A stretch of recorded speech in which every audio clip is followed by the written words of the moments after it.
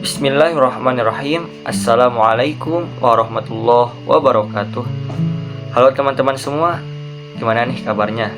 Semoga teman-teman semua sehat selalu dan selalu ada dalam lindungan Allah Subhanahu wa Ta'ala.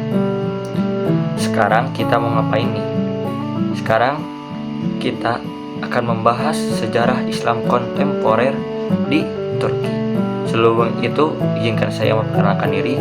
Perkenalkan, nama saya Muhammad Fahri Fadillah dengan NIM 2304704, kelas IPA 2A dengan mata kuliah Sejarah Peradaban Islam yang diampu oleh Bapak Dr. Saiful Anwar, SPDI, MAG. Di sini kita akan membahas terkait dengan sejarah Islam kontemporer di Turki. Untuk pembahasannya akan dibahas menjadi 5 bagian. Yang pertama terkait dengan demografi negara Turki. Yang kedua mengenai dengan sejarah masuknya Islam ke Turki. Yang ketiga yaitu jejak peradaban Islam di negara Turki. Yang keempat yaitu organisasi dan tokoh-tokoh terkenal di Turki. Dan yang terakhir yaitu keseharian dan problematika yang ada di negara Turki. Nah, itu dia yang akan kita bahas ya teman-teman. Jangan lupa buat teman-teman semua di like, subscribe, dan boleh di komen ya. Selamat untuk menyaksikan. Nah, sebelum ke pembahasan selanjutnya, kita harus mengetahui terlebih dahulu terkait dengan negara Turki itu sendiri. Turki merupakan negara yang berdiri di atas runtuhan Imperium Turki Utsmani yang berkuasa hampir 6 abad lamanya. Imperium Turki Utsmani mencapai puncak kejayaan pada masa pemerintahan Sulaiman Al-Qanuni. Wilayahnya meliputi Asia Kecil, Suriah, Irak, Mesir, Afrika Utara, wilayah pesisir Arabia, Azerbaijan, Balkan, Hungaria, wilayah-wilayah kecil di Volga, dan wilayah perbatasan selatan Rusia. Selain kemajuan dalam bidang militer, terjadi juga kemajuan dalam bidang administrasi, institusi sosial, arsitektur, dan pekerjaan umum. Adapun ibu kota Turki Utsmani yaitu terdapat di Istanbul. Istanbul juga menjadi satu di antara kota-kota terbesar di dunia. Masyarakat internasional, termasuk Indonesia sendiri, telah mengakui bahwa Turki sebagai negara mayoritas Muslim yang memimpin dunia Islam selama 700 tahun sejak awal abad ke-13 hingga berakhirnya Khilafah Utsmaniyah pada awal abad ke-20. Peristiwa kehidupan masyarakat Turki menjadi menarik ketika pada tahun 1923 Kemal Atatürk mendeklarasikan Turki sebagai negara sekuler berbentuk republik. Islam yang telah berfungsi sebagai agama dan sistem kehidupan bermasyarakat dan bernegara selama lebih dari 7 abad telah disingkirkan dan digantikan oleh sistem barat dengan konsep sekularisme. Bagaimana sih demografi negara Turki? Negara Turki lahir dari reruntuhan Kesultanan Utsmaniyah pasca Perang Dunia Pertama yang terletak di Asia Kecil atau Anatolia yang didirikan oleh Mustafa Kemal Atatürk. Turki merupakan negara sekuler pertama di dunia Islam. Negara yang berdekatan dengan benua Eropa ini memproklamirkan diri sebagai negara republik pada tahun 1923. Menurut data tahun 1992, negara Turki berpenduduk 58.436.000 jiwa. Adapun terbaru pada tahun 2024, jumlah penduduk sebesar 86.276 jiwa. Negara Turki modern adalah negara yang terletak di 2 benua dengan luas wilayah sekitar 814.578 km persegi. 97% atau 790.200 km persegi wilayahnya terletak di benua Asia dan sisanya sekitar 3% atau 24.378 km persegi terletak di benua Eropa. Posisi geografi yang strategis itu menjadikan Turki sebagai jembatan antara timur dan barat. Bangsa Turki diperkirakan berasal dari suku-suku Iran di Asia Tengah. Secara historis, bangsa Turki mewarisi peradaban Romawi di Anatolia, peradaban Islam Arab dan Persia sebagai warisan dari Imperium Utsmani, serta pengaruh negara-negara barat modern. Bahkan dinasti Turki Utsmani dianggap sebagai satu-satunya sandungan bagi bangsa Eropa dalam melancarkan ekspansi ke dunia timur. Sebagian besar penduduk Turki mayoritas berbahasa Turki. Bahasa Turki merupakan bahasa resmi negara ini, sedangkan yang digunakan oleh kelompok etnis minoritas adalah bahasa Kurdi. Bahasa Kurdi ini digunakan terutama di wilayah bagian timur dan tenggara, sedangkan bahasa Arab digunakan di wilayah Anatolia. Turki sebelum menjadi negara republik seperti saat ini, pada awalnya merupakan negara yang menerapkan sistem pemerintahan kekhalifahan yang berlangsung selama berabad-abad lamanya. Barulah pada tahun 1924, Turki menjadi negara republik yang berawal dari maraknya kemunduran dalam berbagai bidang kehidupan, sehingga terjadi gerakan separatisme dan ditambah dengan munculnya gerakan modernisasi di pusat pemerintahan. Pada awal Republik Turki didirikan, Turki menerapkan sistem pemerintahan parlementer. Kemudian pada tahun 2017, Erdogan selaku Presiden Republik Turki pada tahun itu menggelar referendum yang hasilnya adalah mayoritas warga negara Turki memilih untuk mengubah sistem pemerintahan yang semulanya adalah parlementer berganti menjadi sistem presidensial. Bagaimana sih sejarah masuknya Islam ke Turki? Dahulu kala, di wilayah yang disebut dengan Turkistan yang membentang dari dataran tinggi Mongolia dan Cina Utara di bagian timur hingga Laut Kazvin di sebelah barat, dan dari lembah Siberia di sebelah utara hingga anak benua India dan Persia di sebelah selatan, berdiamlah suku bernama Al-Ghizal dan kabilah-kabilahnya yang besar. Mereka dikenal dengan sebutan Turk, nama yang merujuk pada daerah tempat mereka tinggal. Pada paruh kedua abad ke-6 Masehi, kabilah-kabilah tersebut melakukan migrasi besar-besaran dari negerinya ke Asia Tengah, tepatnya pada tahun 22 Hijriah atau 642 Masehi. Tentara Islam bergerak untuk menaklukkan wilayah Bab, di mana wilayah tersebut merupakan salah satu wilayah di mana orang-orang Turk bermigrasi. Di sanalah komandan pasukan Islam Abdurrahman bin Rabi'ah bertemu dengan pemimpin bangsa Turki yang bernama Sahar Baraj. Mereka bersepakat untuk berdamai dan bersama-sama dengan tentara Islam untuk memerangi Armenia. Maka terjadilah perjanjian damai antara pihak Turk dan umat Islam sehingga tidak satu pertempuran pun terjadi antara kedua belah pihak. Lalu mereka kemudian bersama-sama berangkat ke Armenia untuk membuka negeri itu dan menyebarkan Islam di sana. Sejak saat itu, bangsa Turk selalu menjadi bagian penting dari pasukan Muslim dalam menyebarkan agama Islam lewat penaklukan. Turki bisa dikatakan berperan penting dalam perjalanan sejarah Islam, khususnya dalam hal futuhat atau pengembangan wilayah Islam. Pengaruh Turki dalam pengembangan Islam mulai terasa sejak masa Abbasiyah. Lantas, apa aja sih jejak peradaban Islam di Turki? Yang pertama, Hagia Sophia atau Hagia Sophia, yang bahasa Latinnya Santa Sophia atau Santa Sophiantia, yang artinya kebijaksanaan suci. Hagia Sophia adalah sebuah tempat ibadah di Istanbul. Bangunan ini sebelumnya dibangun sebagai sebuah basilika bertiang Latin tradisional dengan berbagai galeri dan atap kayu, didahului dengan sebuah atrium. Bangunan yang sekarang ini awalnya dibangun sebagai sebuah gereja antara tahun 532 Masehi sampai 537 Masehi atas perintah Kaisar Romawi Timur Justinianus I, dan merupakan gereja kebijaksanaan suci ketiga yang dibangun di tanah yang sama. Dua bangunan sebelumnya telah hancur karena kerusuhan. Bangunan ini didesain oleh ahli ukur Yunani, Isidore dari Miletus dan Artemius dari Tralles.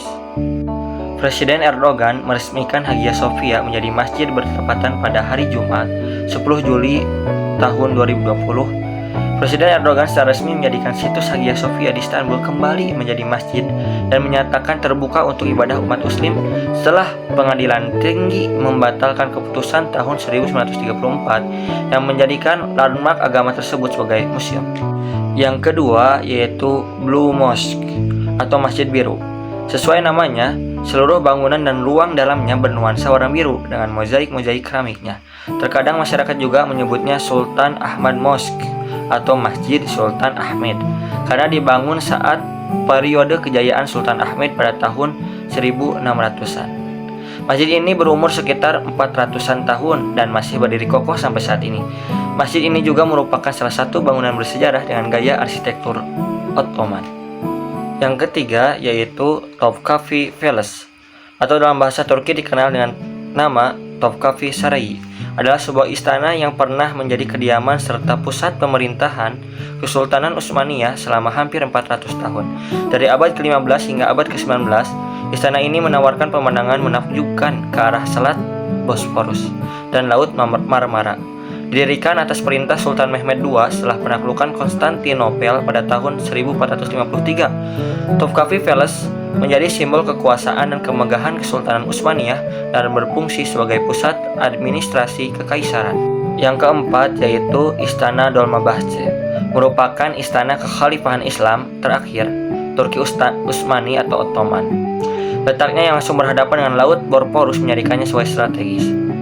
Istana Dolmabahce dibangun oleh penguasa Ottoman, Sultan Abdulmajid I yang memerintah dari 1839 hingga 1961. Istana Dolmabahce merupakan istana terbesar di Turki, mengingat istana ini menempati lahan seluas 110.000 meter persegi. Istana ini dibangun pada rentang waktu 1843 sampai 1856 Masehi.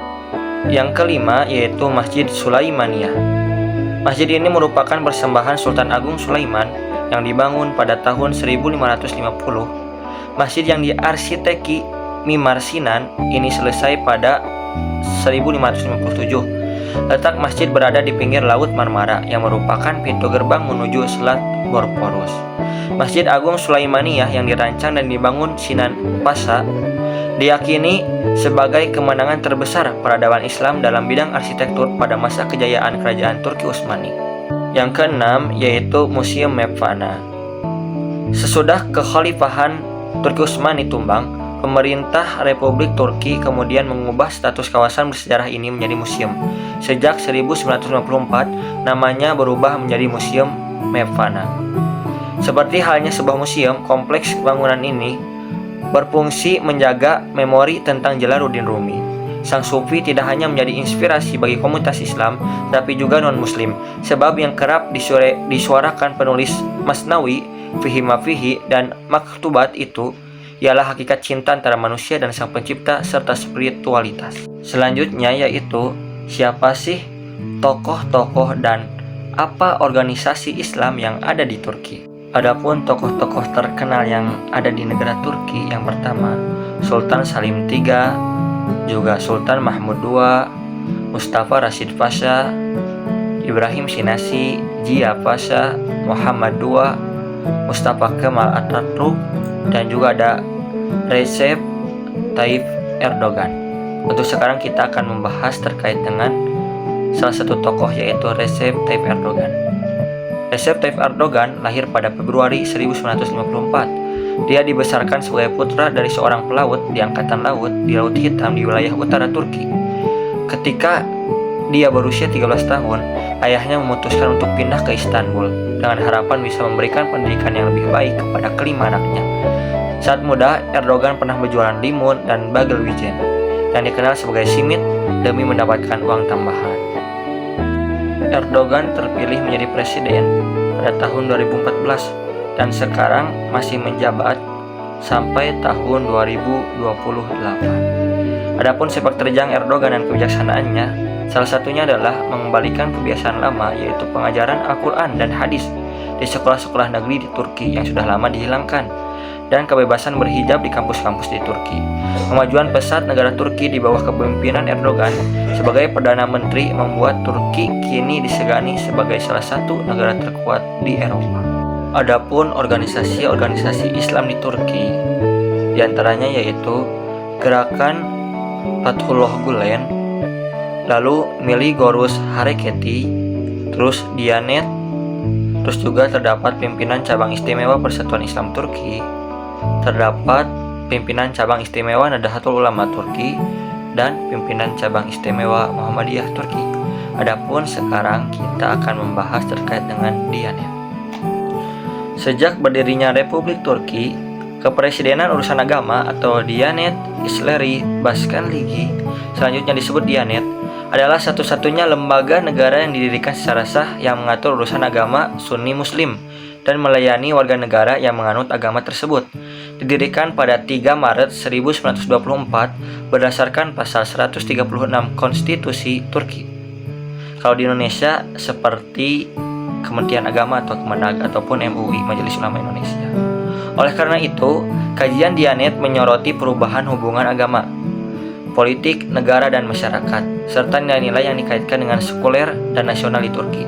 Tujuan dari penelitian ini adalah untuk mengkaji kesinambungan dan kebaruan yang dialami Diyanet sebagai lembaga yang sejak awal berdirinya mempunyai fungsi utama dalam membentuk agama nasional Republik Turki, yaitu identitas nasional Turki yang sekuler Muslim. Bagaimana sih kehidupan ataupun keseharian serta problematika umat Islam di Turki? Keseharian maupun kebiasaan umat Islam di Turki pastinya tidak akan jauh berbeda dengan keseharian umat Islam di negara lain, dilihat dari segi ibadah maupun hubungan sosialnya. Dalam hal hubungan sosial atau jual beli, ada salah satu tradisi unik yang masih berkembang khususnya pada masyarakat di Turki. Di Turki ada kebiasaan untuk membeli 2 roti, tapi hanya mengambil 1 roti, di mana 1 roti sisanya dititipkan kepada penjual untuk diberikan kepada siapapun yang membutuhkan. Begitupun dengan keseharian wanita muslim di Turki dalam menampilkan kesopanan dan kesolehan. Tren fashion sederhana membuka ruang bagi perempuan untuk berekspresi dalam kehidupan sehari-hari melalui busananya. Hal ini memungkinkan mereka untuk menjadi modern, feminin, nyaman, anggun, dan berbudi luhur dengan pakaian sederhana dalam berbagai bentuk dan warna, serta aktif dan kosmopolitan dengan aktivitas santai mereka. Kebiasaan umat Islam di Turki juga, yaitu ketika para pedagang termasuk di hotel-hotel akan selalu menjawab salam ketika kita mengucapkan salam. Seperti di Grand Bazar, para pedagang akan mengucapkan Alhamdulillah setelah berjual beli. Masjid-masjid akan mengumandangkan adzan setiap waktu sholat dan terdengar hingga jarak jauh, dan juga banyak juga umat Islam yang melaksanakan sholat. Adapun dalam sebuah penelitian yang dilakukan oleh penelitian opini publik disebutkan bahwa 99,2% penduduk Turki beragama Islam, sementara hanya 0,4% dari mereka menganut agama lain atau tidak menganut agama lain. Seluruh responden berusia di atas 18 tahun dan 50,9% diantaranya adalah perempuan.